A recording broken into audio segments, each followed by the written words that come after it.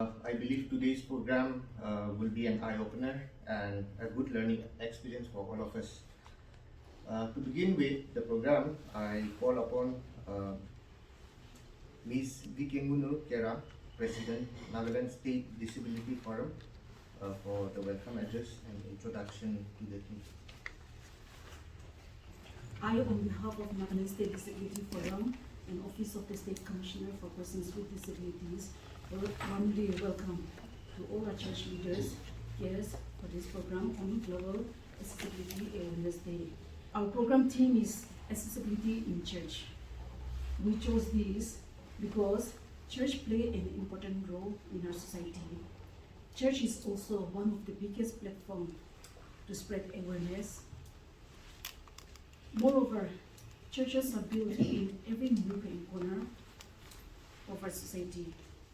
Some of the barriers which hinders persons with disabilities to come to the church, or not only persons with disability but aged people, are physical environment, social environment, or lack of transportation, etc. Some barriers are not visible but may exist in their attitude and expectation. As we go ahead with the program, let us reflect upon how inclusive is a church.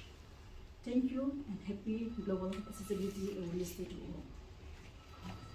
So next we have accessibility in church, which will be shared to us by our Ma'am Commissioner, Ms.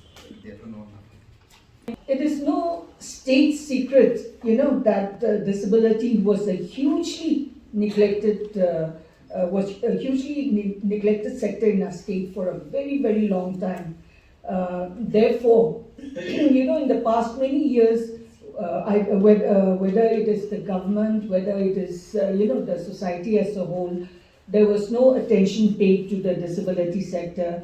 I always mention this: we in the Naga society, we obviously, unlike some other societies that things happening in other societies, it is not like we mistreat our family members who are disabled, or we discard them, we throw them out of the house. That happens in other societies. Of course, it happens in stray cases also in our Naga society, but that is very rare. We, in fact, we become overprotective of our, family members who are disabled, and because of the stigma and discrimination that goes along with disability, all the negative attitudes that are there about disability, the misconceptions, as if it is something bad, that kind of thing. So many people, even now, many families, they don't like, to let their children who are disabilities come out into the open, or to go and mingle with other people, socialize, and things like that. So we still have a lot of barriers that we need to break when it comes to disabilities.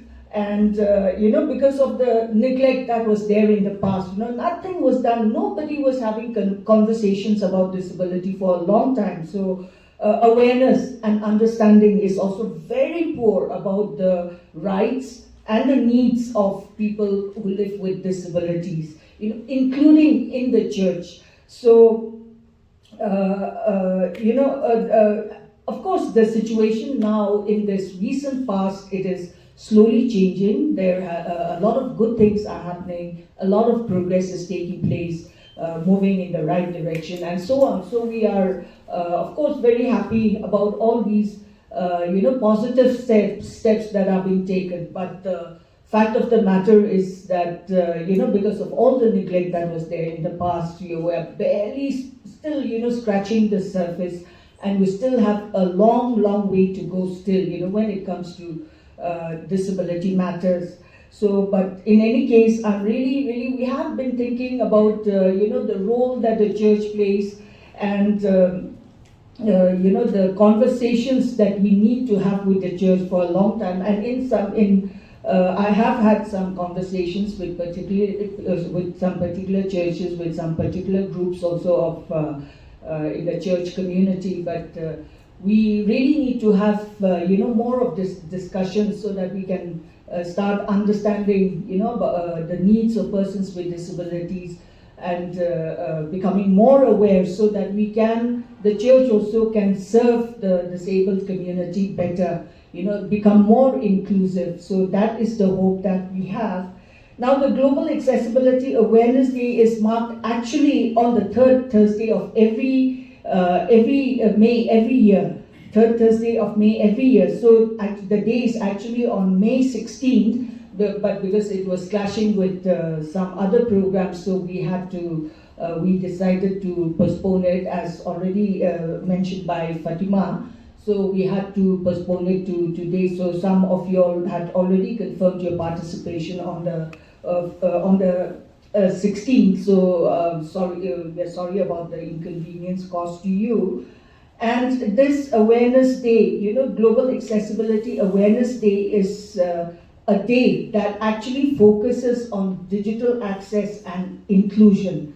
So the purpose is to get everyone talking, thinking, and learning more about digital access and people with different abilities. As we all know, digital technology has, of course, become such an integral and indispensable part of our, communication, the workplace, the entertainment, travel, banking, shopping, and so on. We nowadays we cannot do without our smartphones, our TVs, the various software that is available, and all these digital, this technology-related things that we use in our daily lives. It has become such an important part of our daily lives. We can barely survive without them.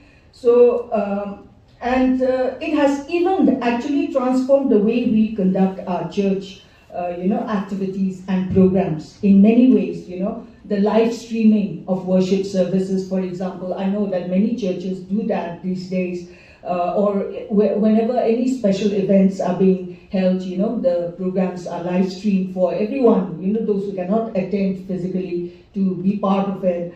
Then the way we share information also has, without this technology that has become so important today, the way we share information, we send messages to one another, the announcements that we make, it has all become, all these, we do it online, we rarely do it physically these days, we rarely send papers here and there. Then the way we pay our tithes also, online banking and things like that. So digital technology has become such an important part of our life. So it has invaded all areas of our lives, and it has got its pros and cons, obviously, but it has also made our lives easier in so many ways.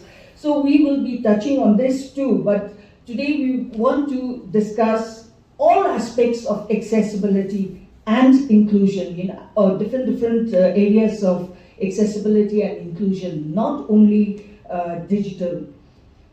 So one pastor, Don Geller, whose congregation, Community with a Cause, serves people with mental and intellectual disabilities as well as their caregivers, say that of all places to accept someone, it ought to be the church. But sadly, this is not always the case.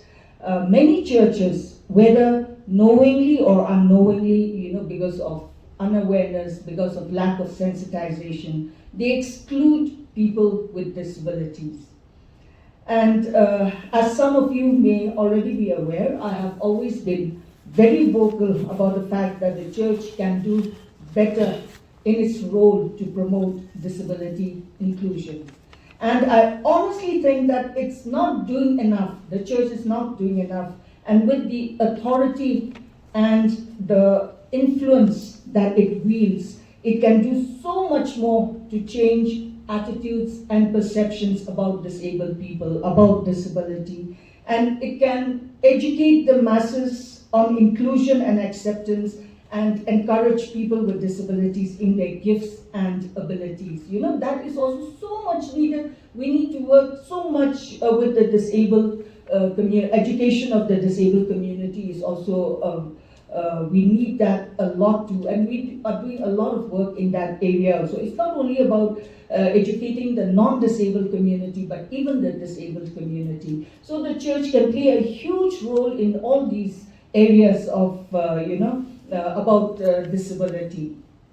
And it can create the church can create communities in which people who are not alike, people who are different, who have different abilities, some may talk differently, some may walk differently, some may see differently, or hear differently. We have the sign language interpreter here. They have a different language. This is the way that deaf community communicates. So these are things that we are still not aware about in so many ways, so the church can become communities where, people who are not alike are living together, working together, side by side, without any kind of discrimination, without any kind of segregation, without any kind of feeling of otherness that, that is usually associated with disability in particular, and other marginalized communities as well, And the church can become a role model for the wider society. This is something that I've been saying again and again.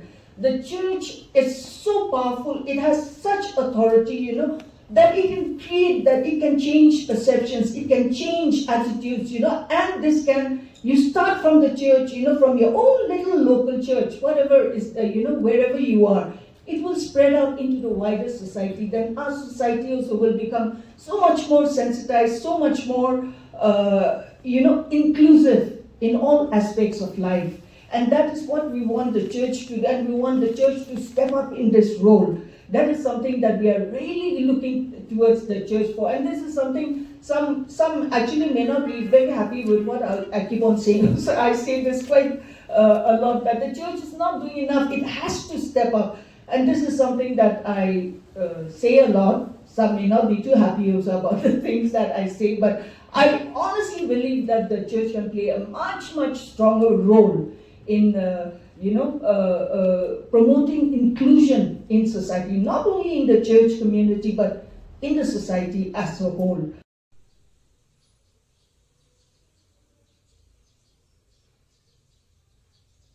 Let me just first give you a very brief summary of disability and the rights of persons with disabilities, Act 2016.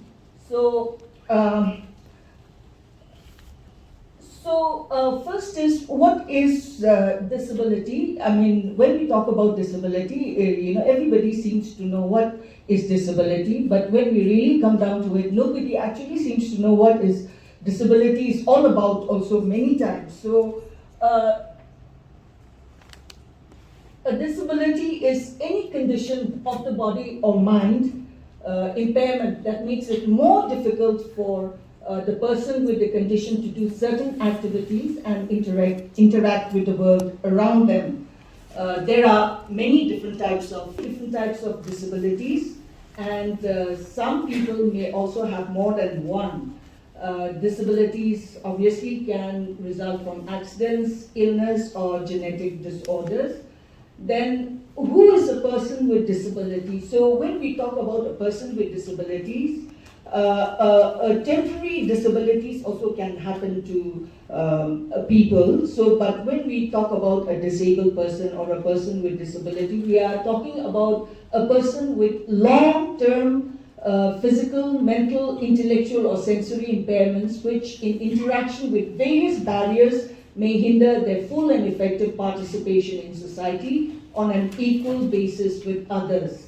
So, and one thing, many times in the course of the work that we do, there is still a lot of misconceptions about disability, in the sense that many people think that, oh, disability is just, one or two people here, or, it's just a few cases here and there, like sometimes when we talk to some communities, they say, no, we don't have any disabled in our colony, in our village, disabled manu ekta na, So that misconception is still there, that disability is just something very rare that happens, just to one or two persons here and there.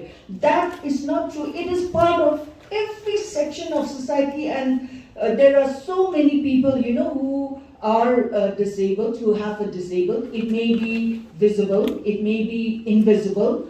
So people with disabilities are part of every section of our community, men, women, children, then employers and employees, students and teachers, customers, and so on, So it's part of every section of the society. Now we have a term called benchmark disability. So this term is coming from, is there in the Disability Act 2016, the RPWD Act 2016. So this benchmark disability also, it tends to create a lot of confusion to other people. So I just wanted to clarify on this also. So a person with benchmark disability is a person who has been certified by the appropriate certifying authority, that is the medical board, which has been set up in all our district hospitals, with at least 40% of any of the disabilities specified under the Rights of Persons with Disabilities Act 2016.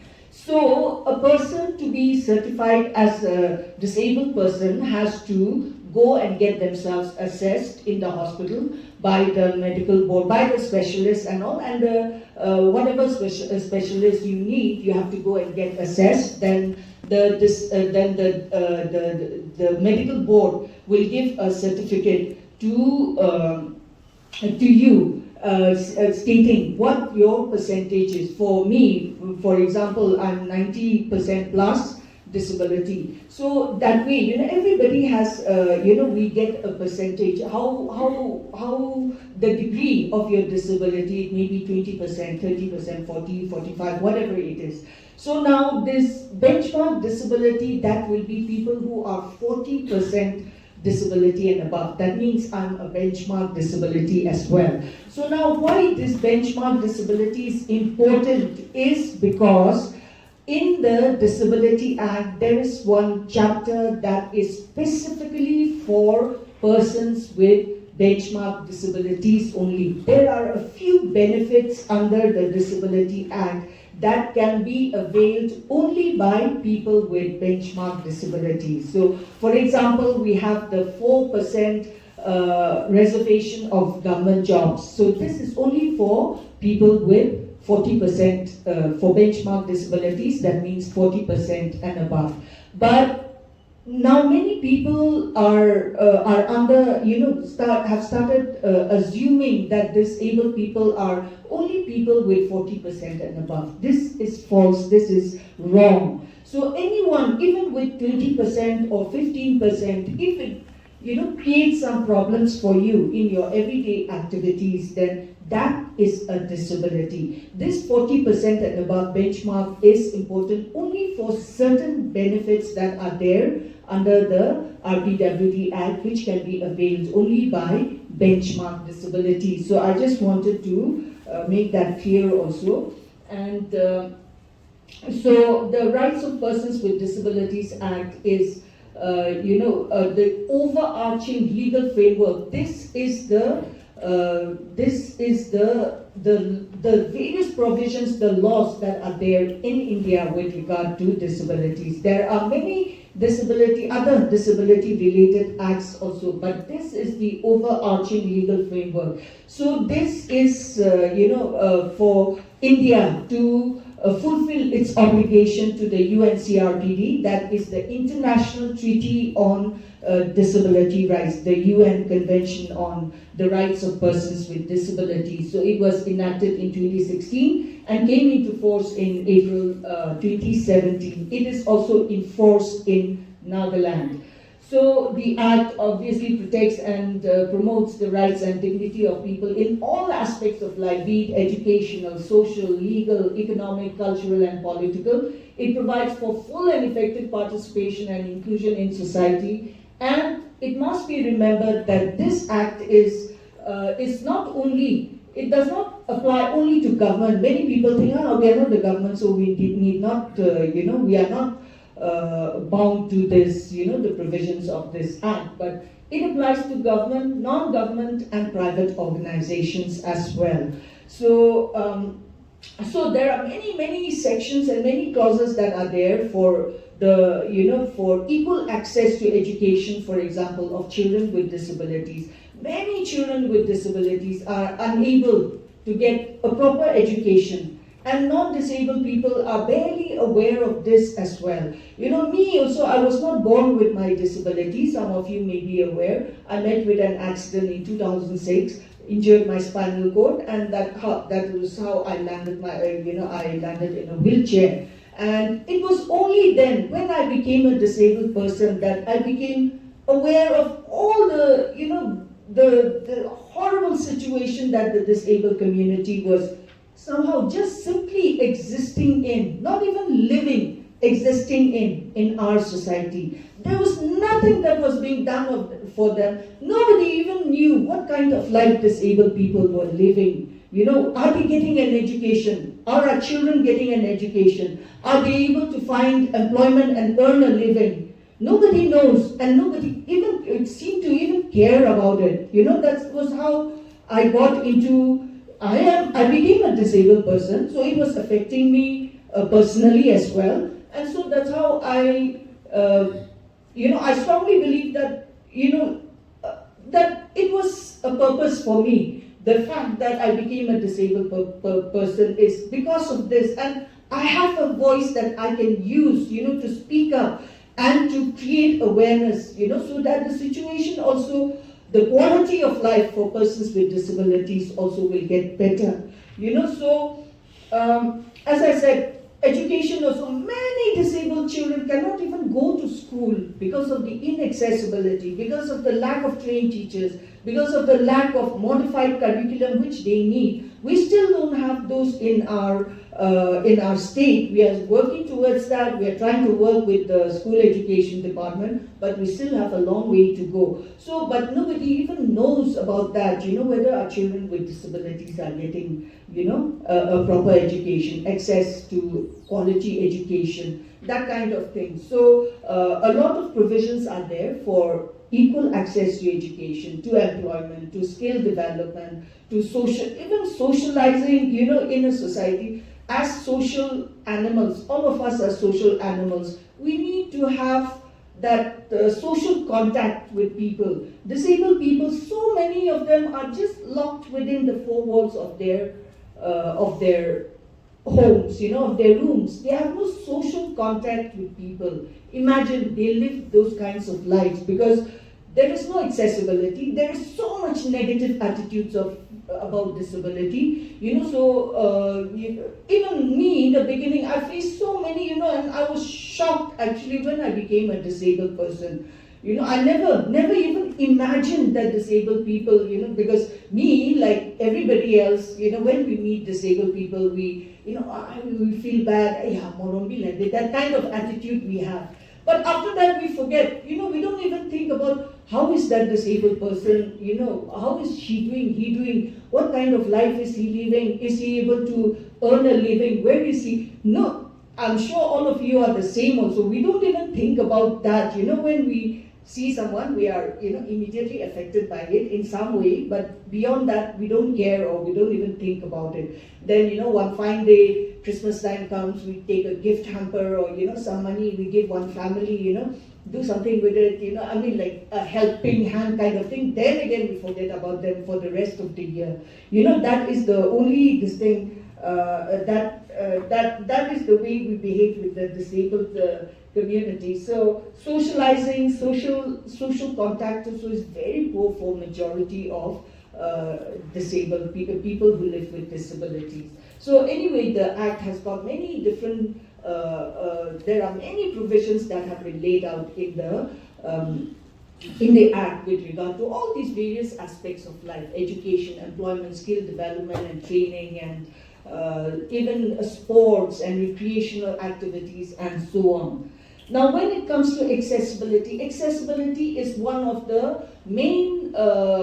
most major sections in the RBD Act also. And when we talk about inclusion, we can talk about inclusion in various sections, in various areas of life. Today we are talking about inclusion in the church. But when we talk about inclusion, how can inclusion happen? We can keep on talking about it, words. But if we don't make the effort to make things accessible for persons with disabilities, for people who live with disabilities, who have different ways of, living their lives, if we don't provide that accessibility, then we can keep on talking about inclusion, but it's never going to happen. So accessibility is one of the most important issues discussed in the Act. So it says that accessibility must be provided environment in the transportation and information and communications, including appropriate technologies and systems and other facilities and services provided to the public.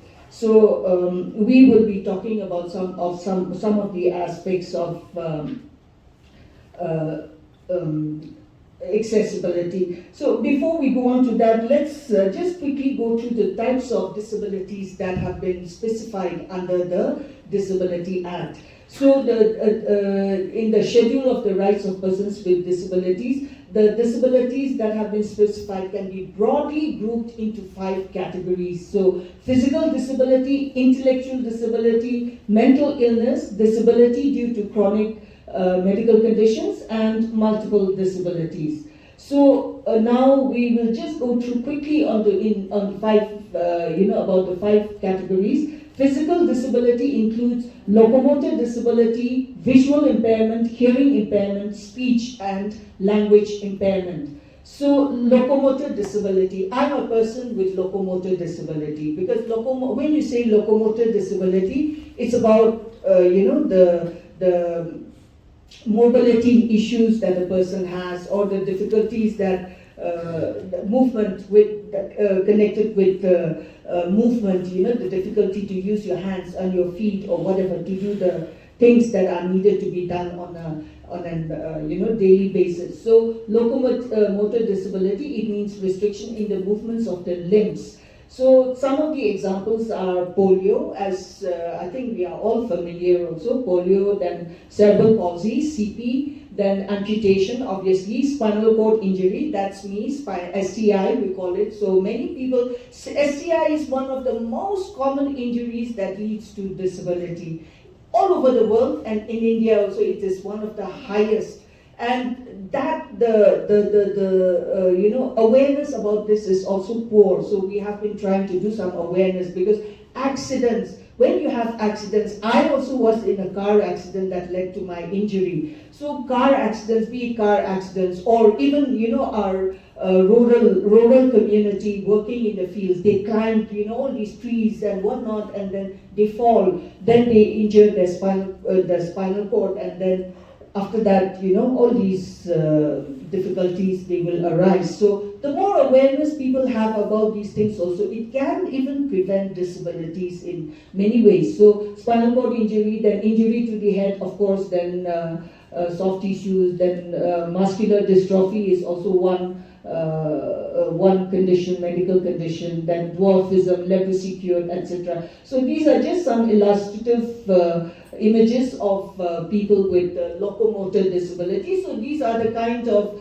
assistive aids and devices that we may need if we have locomotor disabilities, a wheelchair or a walker, a crutch, maybe a walking stick, and things like that. So then this is leprosy cured persons. Leprosy cured persons is also one of the physical disabilities that have been specified under the RPWD Act. So we all know about leprosy and the stigma that is attached to this medical condition. It is actually, even in biblical times, I think leprosy it has been mentioned a number of times, and many of the negative attitudes that we have, the negative feelings that we have about this medical illness is also stems from those also, it's taken as a curse, as something unclean, so a lot of those negative,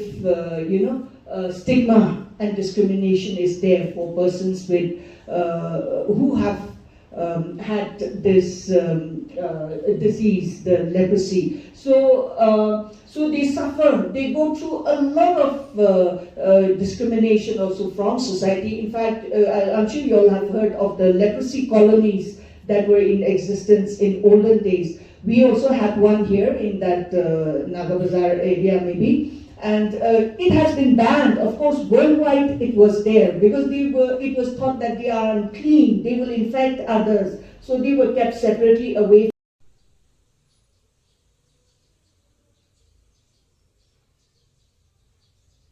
from the rest of society. But it has now, with all the new things coming up now, new medicines, new technology, new everything, so studies coming up. So leprosy is something that is absolutely curable. It is not even infections in a lot of ways. There is nothing wrong with them. It is just another illness.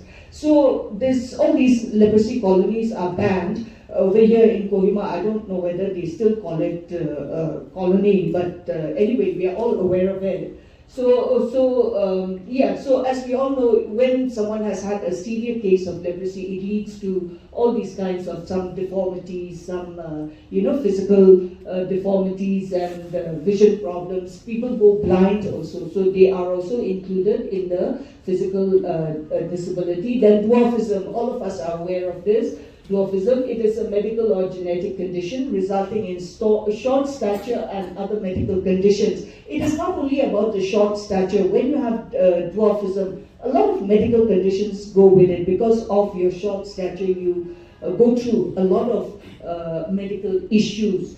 Then visual impairment. When it is visual impairment, there are two categories here. One is total absence of sight, that is blindness, and one is low vision. You have some sight, but the vision is poor and it affects your day-to-day functioning. Then hearing impairment, also the same. There are people who, there is the loss of hearing in both ears, full total loss of hearing. Then there are some people hard of hearing who can hear some sound but not good enough, and it affects their everyday functioning. So then we have speech and language disability. A speech impairment is obviously, something where it is difficult for a person to bring out the words, to talk to someone. Stuttering is also something that we are all aware of. That is also something, many people who stutter, they find it very difficult to go out and socialize with people also, or to be seen in public, or to speak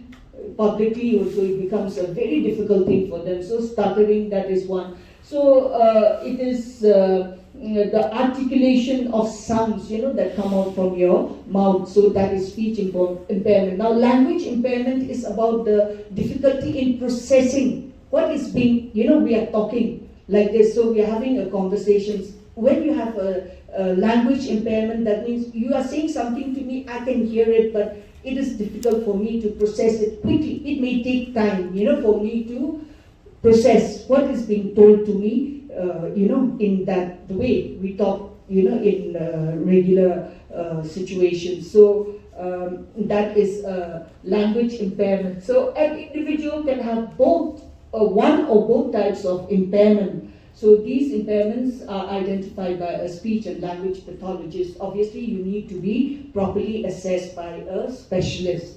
Then we have intellectual disability. It comes together with developmental disabilities. Nowadays, we hear a lot about autism spectrum disorder. Many of you all may have heard of it. That is not an intellectual disability, that is a developmental disability, but it comes clubbed together as IDD, that is intellectual disability and intellectual and developmental disabilities. So it includes specific learning disabilities. We have all heard about this also. Nowadays it has become quite common. Then autism. So these disorders, IDDs, are disorders that are usually present at birth. At birth only it is already there. It is a genetic disorder, and it can negatively affect, as you grow up, it can affect the trajectory of the individual's physical, intellectual, and or emotional development.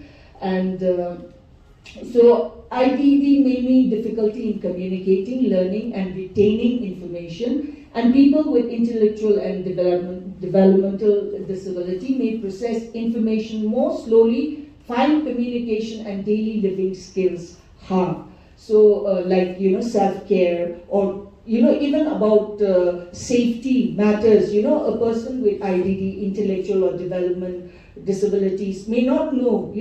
So a person, a criminal, a kind of perpetrator, they are coming and talking to them. We when we don't have IDD, then that thing is, we immediately sense a kind of, this is unsafe. That kind of feeling is there. But they may not have that kind of feeling in them, So in many cases, people, these kind of people with, even sexual perpetrators, they tend to target people with intellectual and developmental disabilities because they are easy targets. They feel that they will not know that it is something wrong, so they target them. Even children with IDD, or for that matter, children who are deaf, the deaf community also, they are high risk community to people who may try and come and do all these,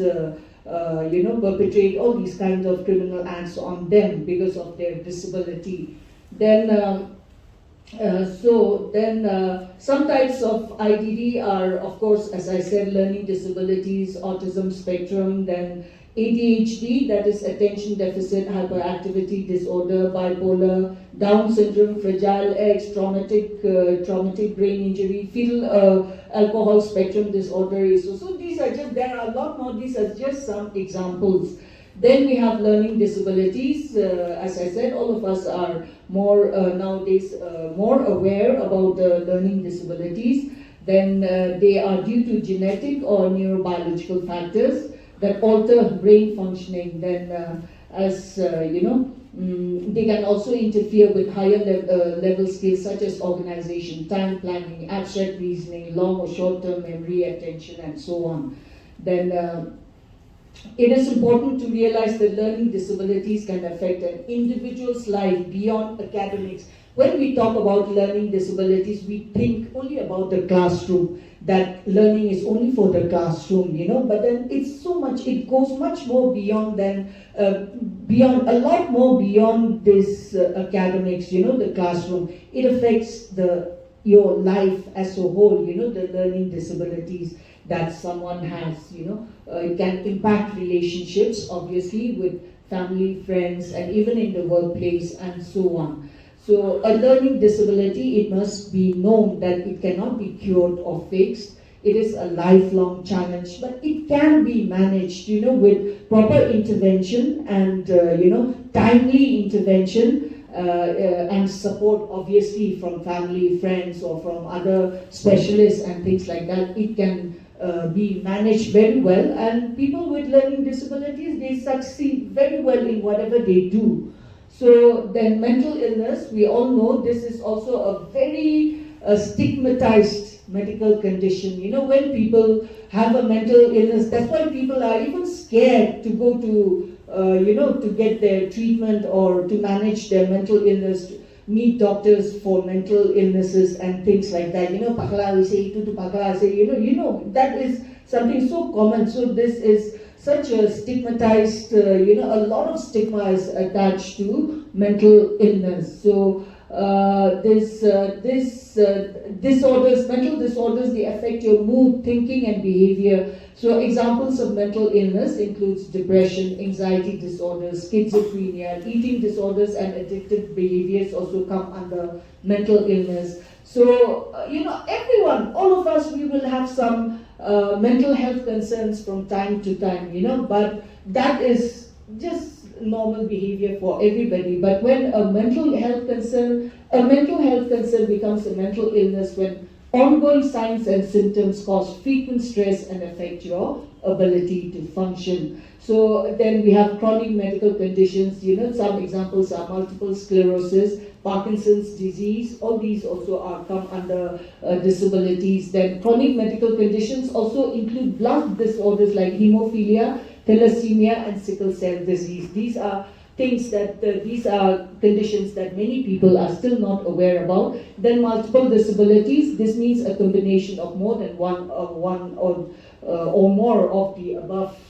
disabilities that I've mentioned. Obviously, it can be, in some people, they have more than one disability, 2-3 disabilities also, in fact. So these are people with multiple disabilities. So why do we talk of disability and disability inclusion? Why is it important? We have to understand this also. So see, WHO, that is the World Health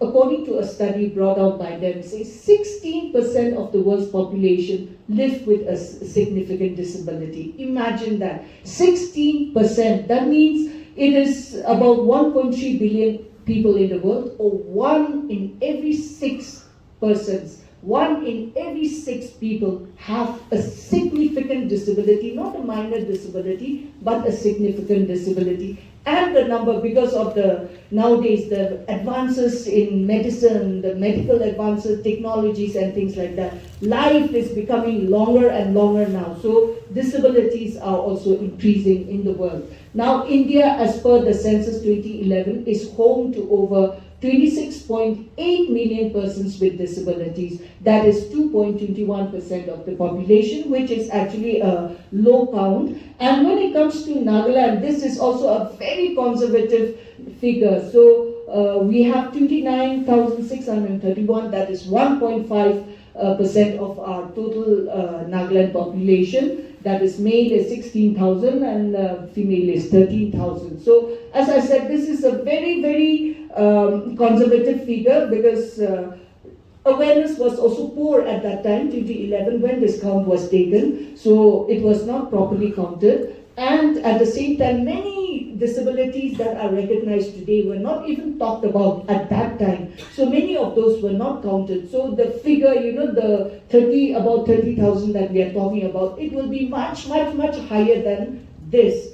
Because, as I said, the count was not done properly at that time. This is something that we have been telling again and again, and hopefully in the new census that is already delayed, that is coming out, hopefully we will have a much more a better count. So, but anyhow, this is why accessibility and inclusion is so important. So many people live with a disability. It's not about 1, 2 people here or 2, 3 people here. So many people live with disabilities. And so when we don't include them, when we don't provide accessibility, then a huge part of our population, a huge chunk of our population are being left out of life altogether.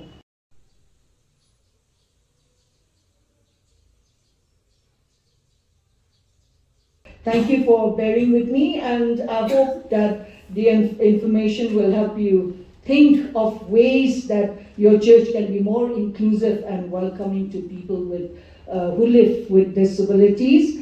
And before I conclude, just one small point that I want to make clear about is, when we talk about disability inclusion in the church, it's not about creating a special class or a separate ministry, or even about targeting people with disabilities, as objects of ministry. I hope we are clear on that. It's about throwing open the doors and the windows of the church, so that to include everyone, including people with disabilities, to fully participate and in the life of the church. And we are not talking about a separate church or a service for disabled people. So I'm mentioning this because many times when we talk about disability inclusion, it is often mistakenly thought, of as a separate activity that we organize for disabled people. So I don't want that misunderstanding to be there. When we talk about disability inclusion, we are talking about bringing disabled people into the main church, being there together,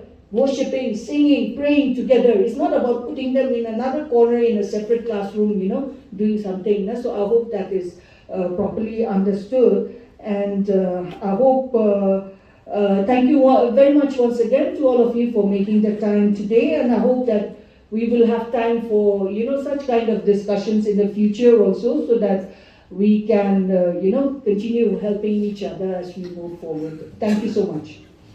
Next, we have I call upon Miss Amina Kudle for her sharing.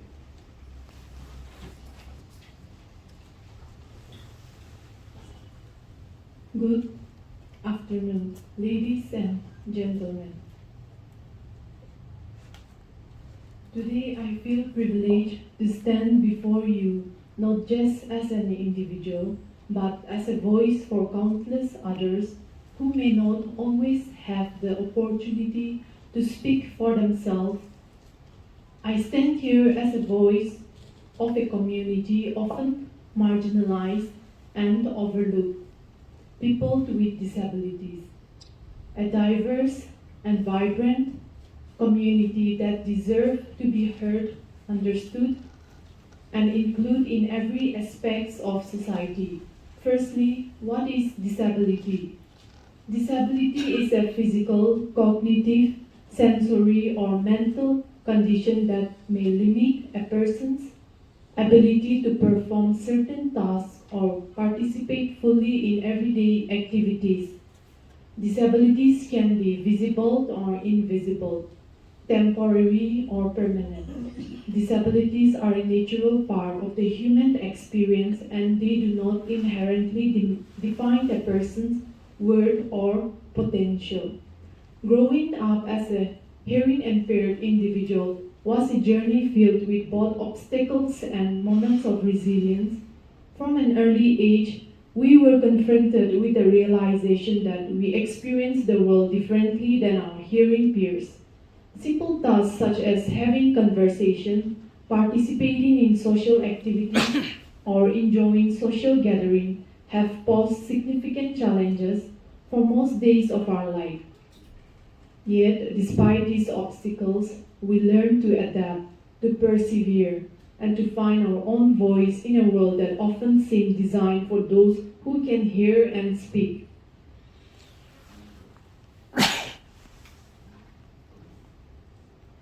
As a Christian, I feel that one of the greatest disadvantages of growing up hearing impaired was our disability of attending church. I was at least privileged to attend a school run by the Deaf Biblical Ministry Dimapur, where I was encountered Christ and received my baptism.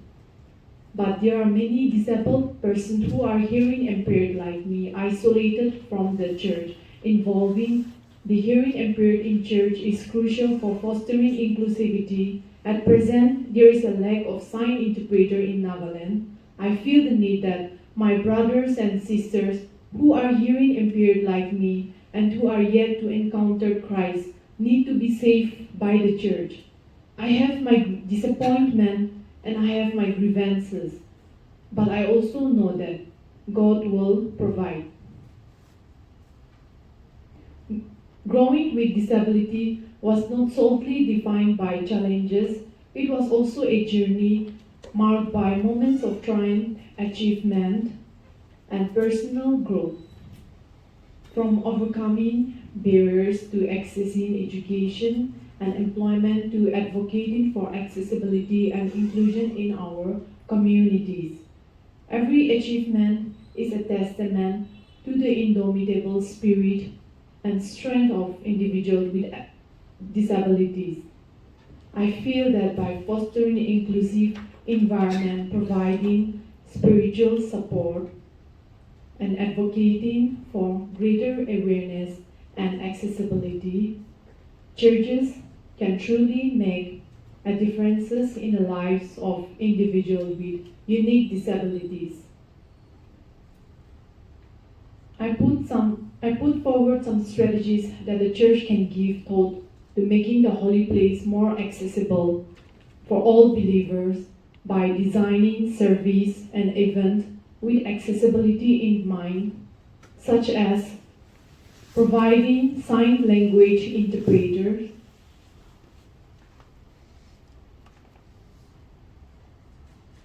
captioning for videos,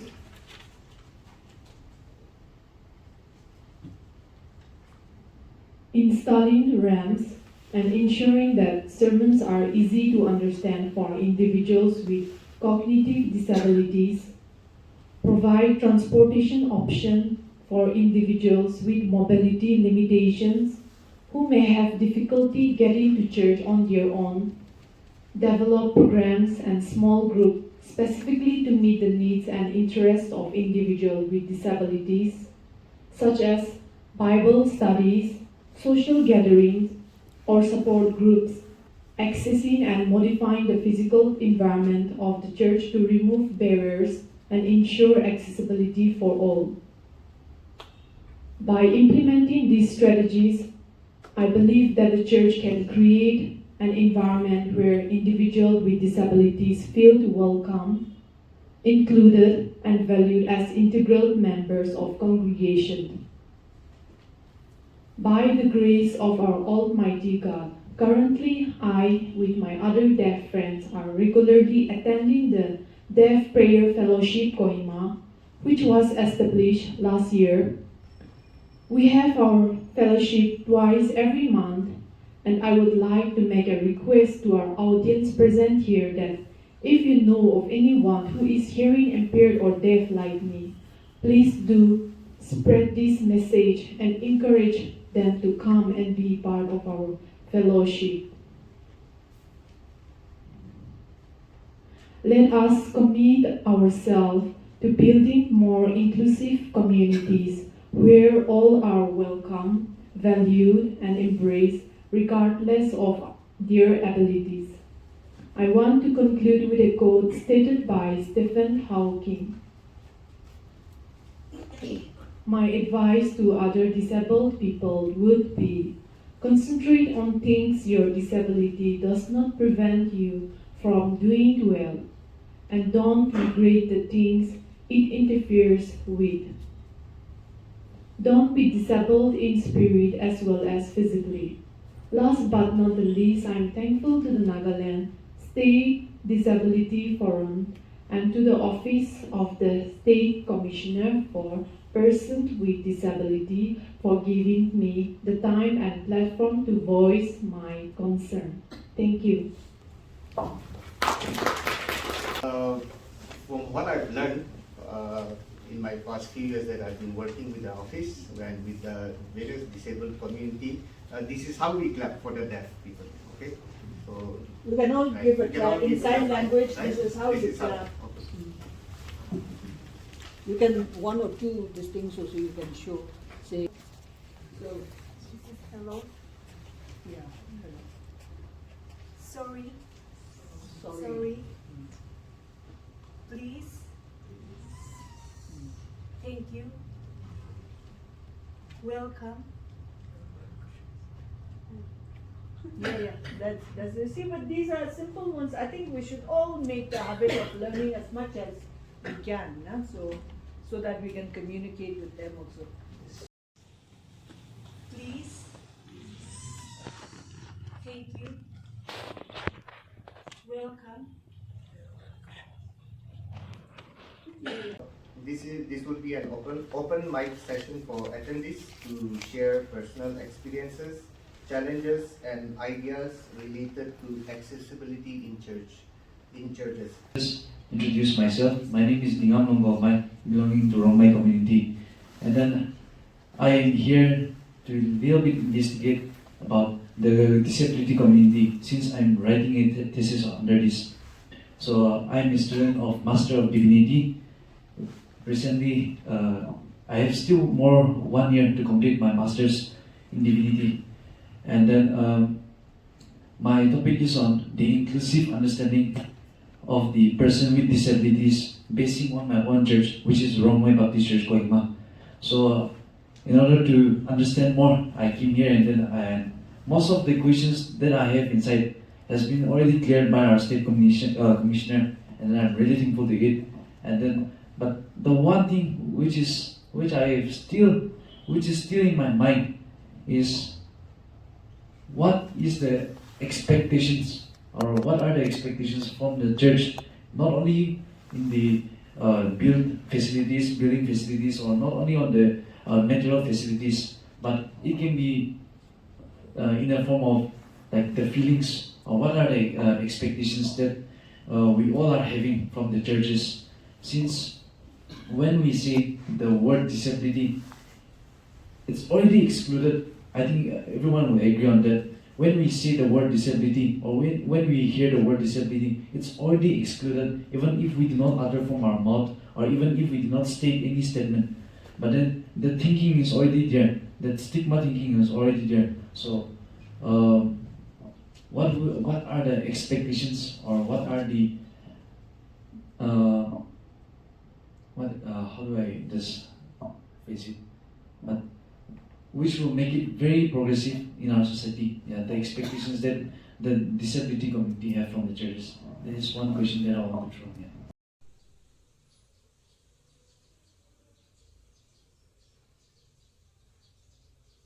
As I said earlier, I really, for me personally, and then I'm not speaking up for everyone in the disabled community also, but personally also I feel that the church can do a lot of things, because as you mentioned also, disability comes with a lot of negative attitudes, and a lot of misconceptions also. First of all, there are those beliefs, that come from olden times, even from biblical times only, that it's a curse, it is something bad happening because, family, our forefathers did something, or because someone has done something, so this one has been visited upon my family. I'm sure you all have also heard, and then different tribes also, we have our different kinds of beliefs, when it comes to disabilities and things like that. So those kind of beliefs are there.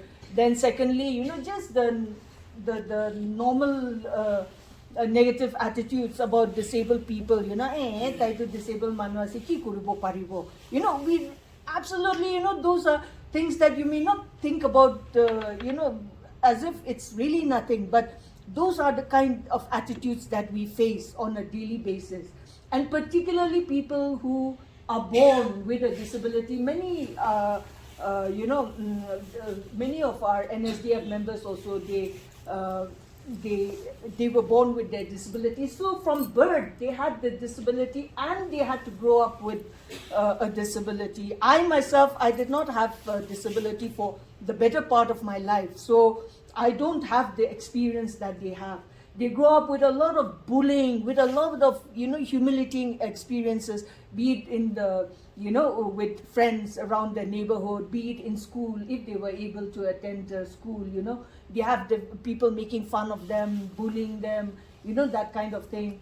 Then the expectations that people have, the very low expectations that people have. As I said, disabled people, what will they do? Even now, when people don't even regard us as, that kind of people who are capable of doing. I may be in this position at the moment, I may be the state commissioner, given this opportunity to do something for the disabled community in this office.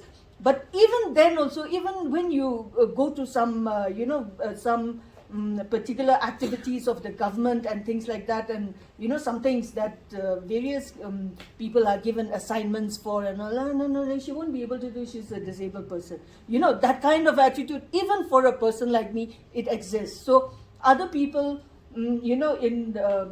for me, I'm fortunate by the grace of God. I always tell people, don't take me as a standard. I am a disabled person, but I have so many things going for me, that are so different from other people who have, who are living with a disability. I have a very good support system in my family. I want to go somewhere, there's always someone or the other to take me. There is always someone, 2 or 3 people who can go along with me anywhere, And because of the inaccessibility, it's so difficult to go anywhere also for, for us to even carry out our programs and the work that we need to do also. But there are always so many people who accompany me, who is there, who will take care of the, of my needs and everything. But everybody is not in that kind of position. There are some people who don't even have one person to even, take care of their needs for them. So what I always tell people is, don't take my situation as a standard, because by God's grace, I have everything that I need, and I'm one of the most fortunate people in the world, I keep on saying. So, but those are, many of these issues that we face today, in society. We are fighting against all those things. We are trying to break barriers, break this attitude, break this kind of mindsets. Now, what the church can do, as I said earlier also while, in my talk, is that it has got a lot of authority and it has got a lot of influence. You all will agree with that also. The church has that it has got that, power in their hands, which they can use. Once you start that inclusive thing in your church, once a church becomes inclusive, you start And don't be afraid to use disabled people in the various programs. Many times, I don't think they'll be able to do, even churches have that, for someone to lead the program maybe one day in a worship service, a disabled person, or someone to even, there are many people with disabilities who are talented singers, the praise and worship, they can lead that also one, Don't be afraid to use them or to read the Bible, the scripture reading of the service, on one Sunday morning or on a special this thing, use them. So make them a part of the, the body of the church, the activity that's going in the church, the various programs, everything that is being done in the church. Don't treat them differently. Treat them as just like anybody else, include them. Let them be part of the church in every sense of the word. It's not just about making space for them inside, but including them. Then once that culture is built, then disabled people, so what? Disabled, non-disabled, there's nothing different going on. It's just part of our culture, that everybody coming together and living the life that we are meant to live, Then once that starts in the churches, it spreads out, to the wider society, One person, I as a member of your church that thing is, so it becomes a natural thing for me. So I go out, then in my neighborhood, that thing extends to my neighbor, then the neighbor, like that. So it spreads out to the wider society. So that is the influence that the church has got. And it can do a lot of things, in that manner. There is so much that the church can do. And that is what we are looking the church to work together with us to, do this, to promote inclusion in this way. That is what I keep on saying, I keep on repeating. So I think that is what others would agree also. That is what we are looking to the church for. We expect the church, that is what we expect of our churches, our church. Anything else anyone wants to add to that? I think. Okay, good afternoon, friends. Thank you for this opportunity, madam, and the Nagaland Step Disability Forum. I am Survey. I'm the chairman of the Deaf Youth Prayer Fellowship Kohima, and thank you so much for this opportunity and then the Awareness Day. Madam was hearing about, I'm just not giving any question, just a note and then an appreciation to the Nagaland State Disability and then the Commissioner, the State Commissioner Office. If this accessibility in the church awareness program has been taken maybe some few years, then I think this will be much more better than what we thought right now. But it's not the church. We as a church, because of not the awareness program, I think people were not so aware. So this is what I have come to realize.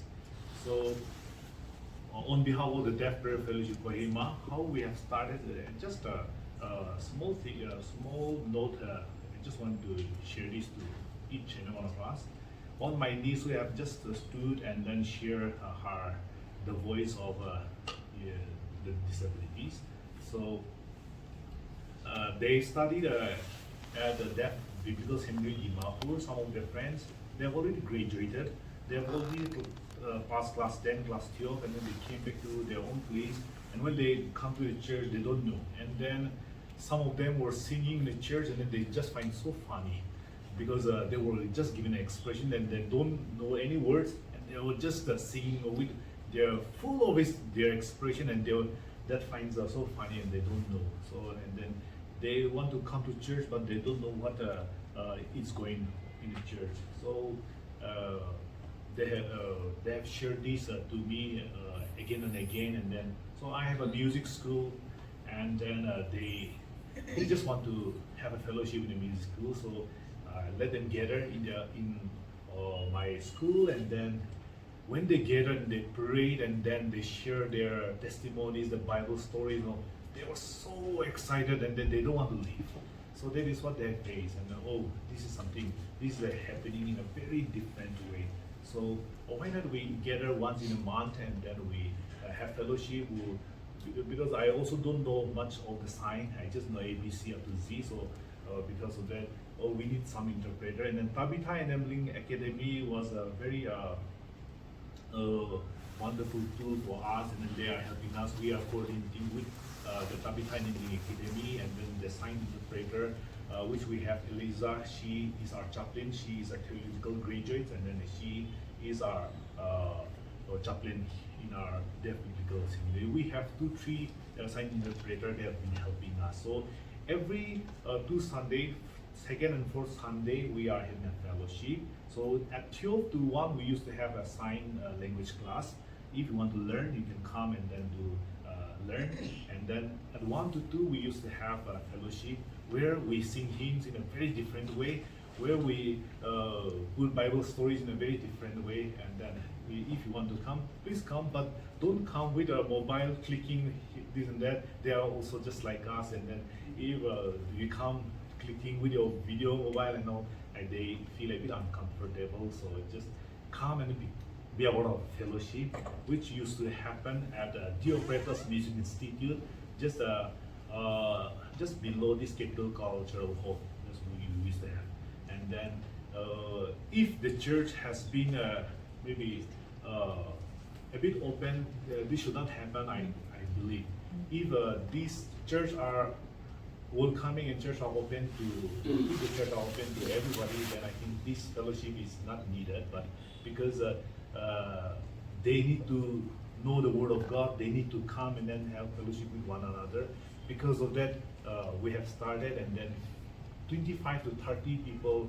Maybe we have enrolled 19 or 20 deaf people. Right now, we are just focusing on the deaf people. Right now, in the near future, if anybody who is a difficulty to speak and then they need sign, then we can include them. But right now, we are only focused on the deaf people right now. So in the future, God's willing, we can invite everybody, a different group of people coming and fellowshipping the Lord. So yeah, thank you so much, our Madam, and then the Nagaland State Disability Forum for this wonderful awareness program.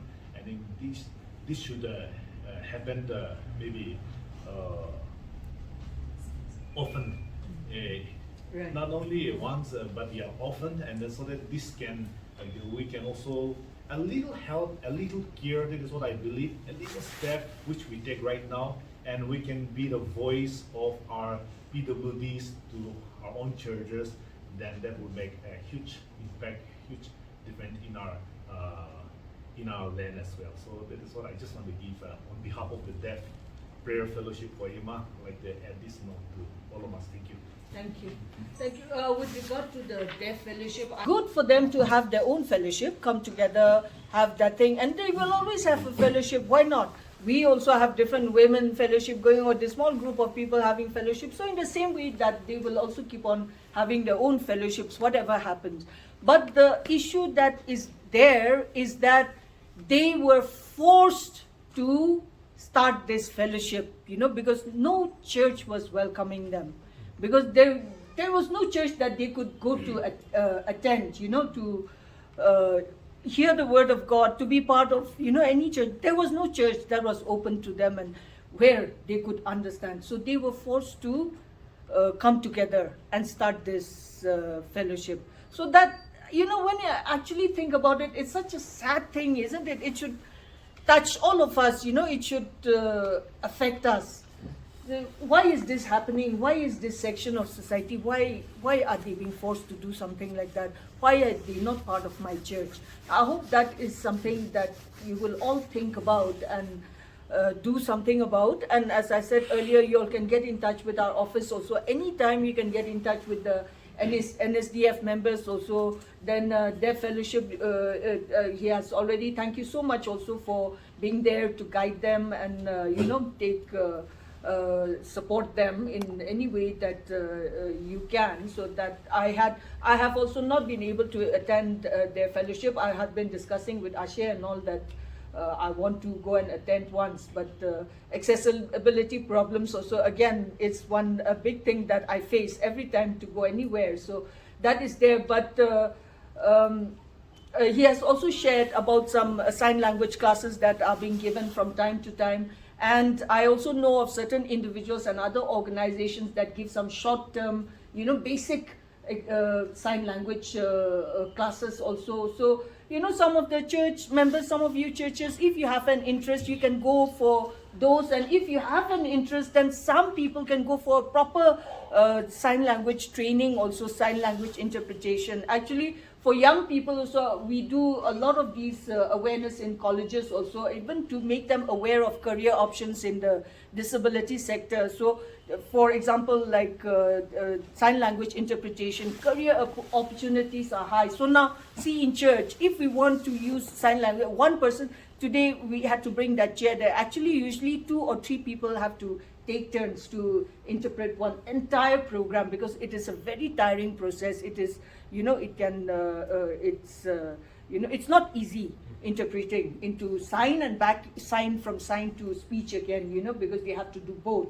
So, so 2-3 people are required, you know, to in one entire program, you know, to take turns so that one can rest, take a little rest and start again. So, so in churches, so we will need in various other programs and meetings, and we want, you know, sign language interpreters to be there. So as of now, rates are there where we pay on a, you know, on a day basis or on an hourly basis, you know, so they have an opportunity to earn something every time. So the career opportunities also, even for sign language interpreters, are very high. And all over India, the availability of sign language interpreters are also poor. So we have only 2 certified sign language interpreters. There are a few of them who have, you know, managed to be self-taught and are doing very well, which we use their services, we use in many of our programs. And so even from Northeast India, you know, be it Assam, be it Meghalaya or anywhere, you know, for all these online programs are, you know, certified sign language interpreters, and, you know, the few who have learned and are doing it professionally, they are always in demand, you know, so they earn that way, you know. So, you know, so there is even career opportunities as such is good in this disability sector. So I think we should encourage our young people also to go for this kind of training, and churches also can sponsor some people to go for training, and so that they can be there, you know, working, and it need not be a full-time job also. They can come for various kinds of programs, Sunday services, and do the interpreting. That is all that is needed also. If they are not in full service to the church also, it doesn't matter. So those kind of things can be, you know, I think ideas can be incorporated, you know, by all the various churches. So I hope these are things that the, you know, various churches can think about.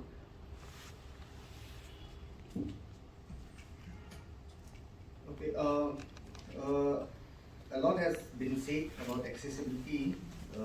Nagaland being a Christian state, our churches play a very vital role in shaping our society. In the same way, the church can and it has to play a vital role when it comes to eradicating stigmas relating to disability, and also making our society more disabled friendly and changing the mindset of our society.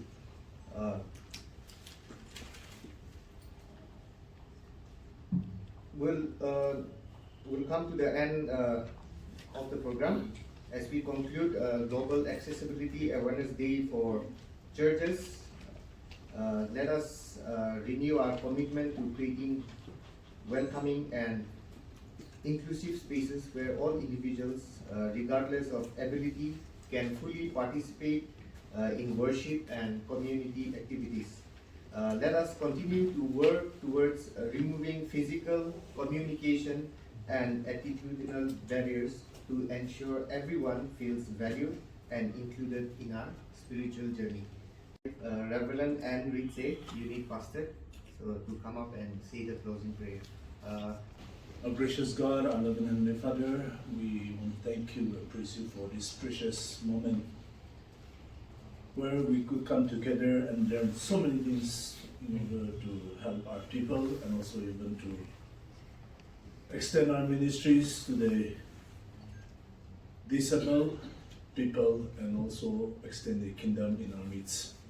We want to thank you and praise you for the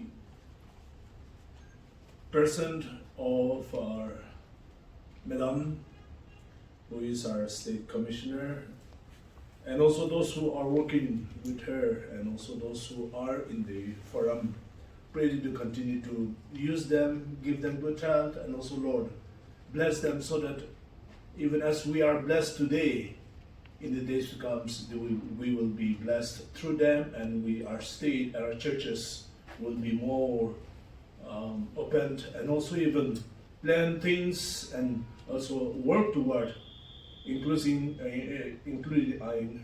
towards these inclusive ideas and also even ministries, so that, Lord, we will extend the kingdom here in our midst, and also we will be a community of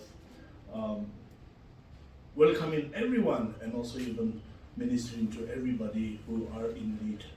We want to thank you and praise you for those who have responded and came positively to attend this, and as we disperse, may your presence be upon all of us, and also help us that we carry this knowledge, so that even as we go to our own respective places and church, we will also carry out something for the people who are in need of our help.